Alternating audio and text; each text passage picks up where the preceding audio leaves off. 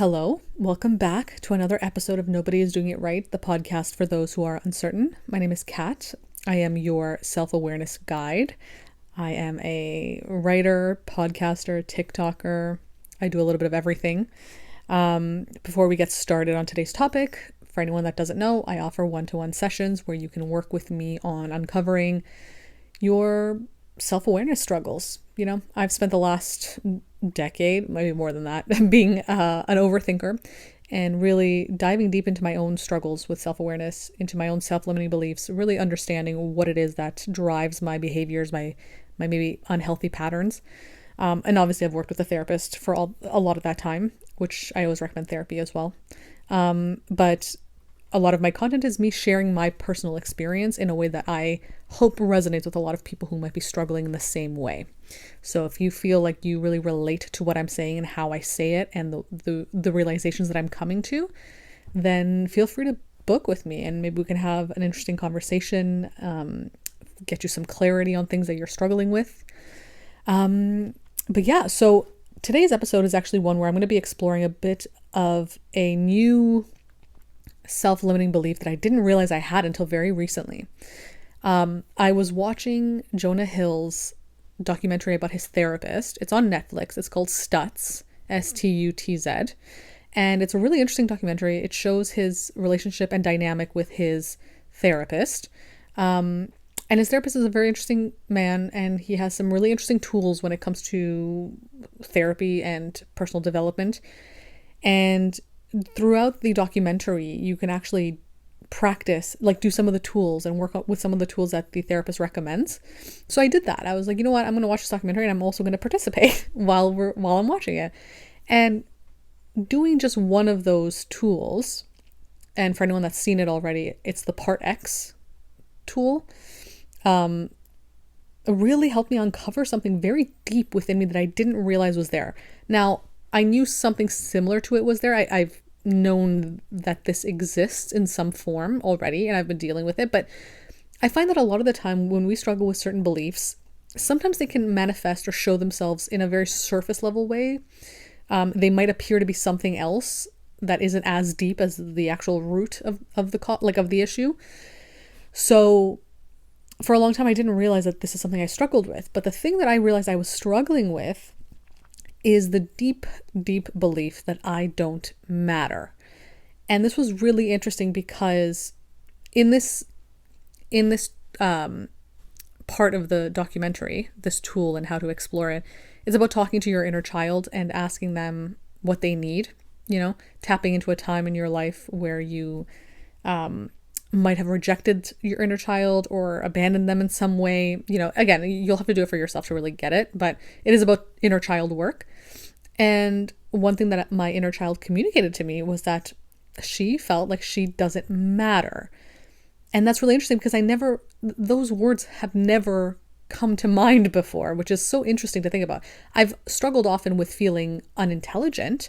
That's one thing that I've always struggled with. But I realize now that the root cause of me feeling unintelligent is because of this wound of not mattering. Like my words don't matter. What I do doesn't matter. My existence doesn't matter, right? And that on the, like a little bit higher up, like closer to the surface is, oh, I'm not smart enough, right? But if you go deep down, because while, yeah, I do and have struggled with the idea of not being smart enough, I also have, I also practice things that make me feel smarter, So it's not like I don't know how to kind of combat that self-limiting belief, but the fact that it was still there and it's always been there has now shown me that, oh, it is something deeper. And that might be something that other people are struggling with as well, where you might think it's one thing, but it's something much deeper. And so for me, I realized that my deeper self-limiting belief is that I don't matter, which feels so general. Like it's hard to kind of really grasp that idea. But as I look back on my childhood and how I've been raised and growing up and the way I behave and the way people I know kind of behave towards me, it kind of makes sense now. Yeah, there's this feeling that I don't matter. And because of that, and this is something that happens with any self-limiting belief, because you have this deep belief of I don't matter, you don't act in ways or do things to show yourself you matter. And so your life might now be structured in a way to just validate the narrative that you don't matter, right? And that's something that I've noticed as well, where I'm like, oh yeah, so that's the reason why I'm doing this instead of doing this thing. And that's why I feel like I lean towards these kinds of people instead of these kinds of people. And I didn't realize it, right? I didn't know what the root cause was until now. Now I realize, like, oh, it's because I think I don't matter. So in my head, I'm trying to find people and things to validate that I don't matter. So maybe it's people that are neglectful. Maybe it's people that don't really see me. And again, being unseen is like another wound of mine. So you see, like, there's so many things that are kind of piecing together here.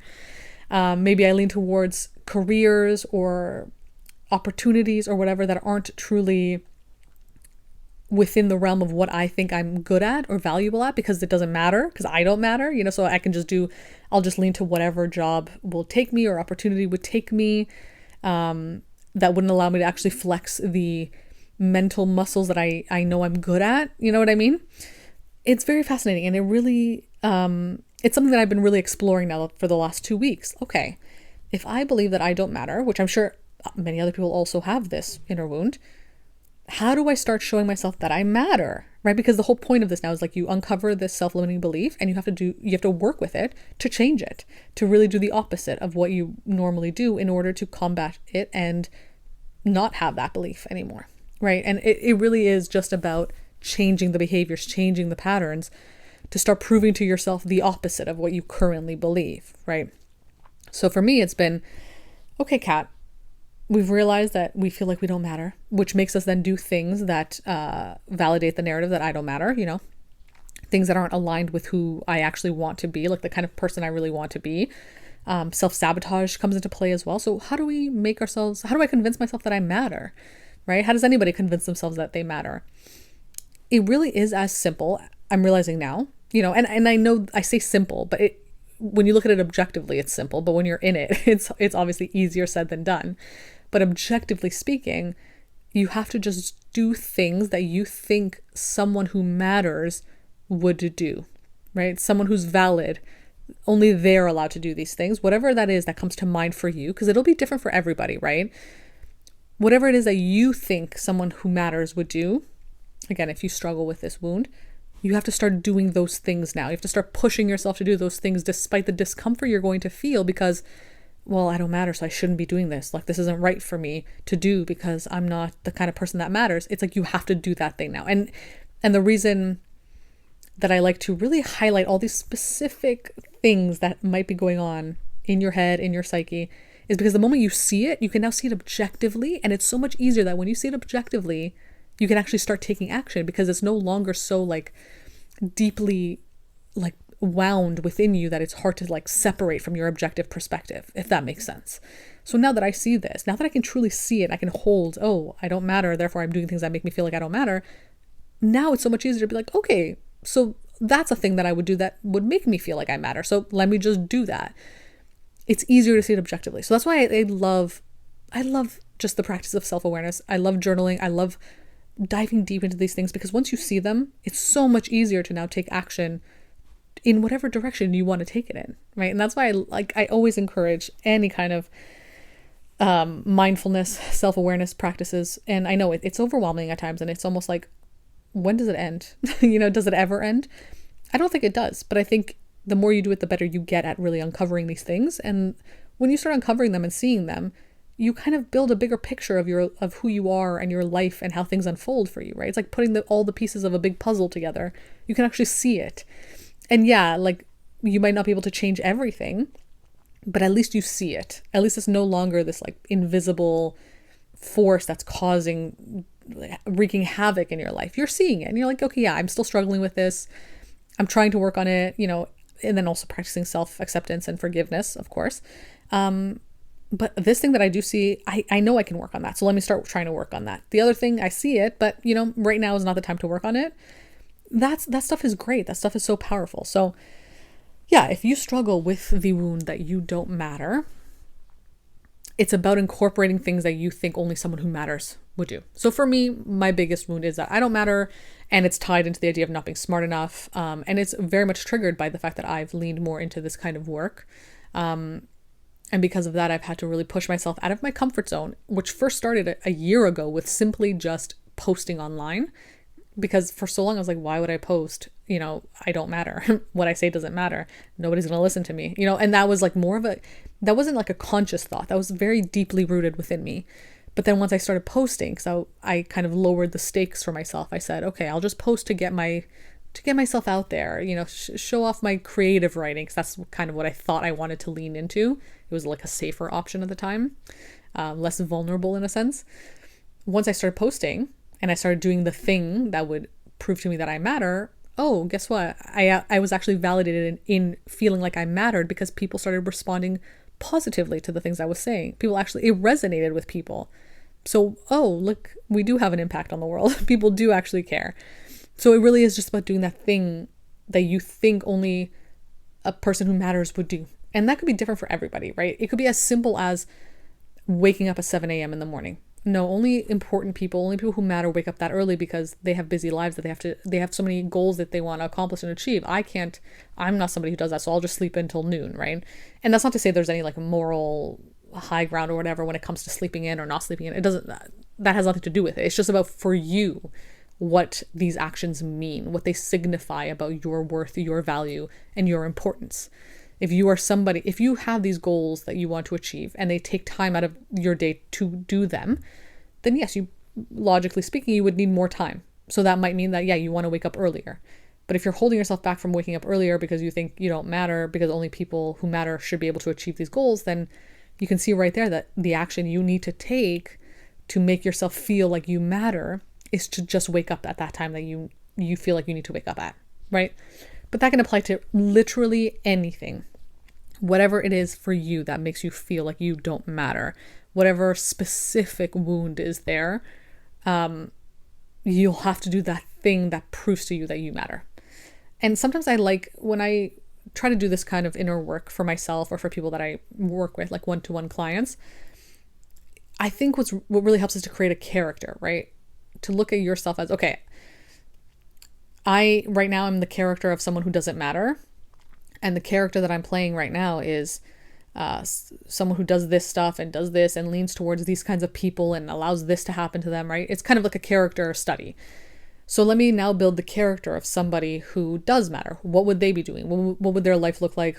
What kind of people would they have in their lives? Once you get clear on that and you can see it, then you can say, okay, so let me just start doing that thing. Like, you've already listed it. So just pick one thing out of that list that you can just do right now. It could be small. It doesn't have to be huge. And all of a sudden now you've changed your character. You've jumped into another character and you can start playing that character, right? And that's just how I do this kind of work for myself, where it's like I can just now simply pick and choose from these character traits that I've listed out for this type of person who matters. And it makes it so much easier to actually embody it. It's so much easier to actually just see it laid out in front of you and to take action, right? And of course, along with action comes consistency, comes repetition.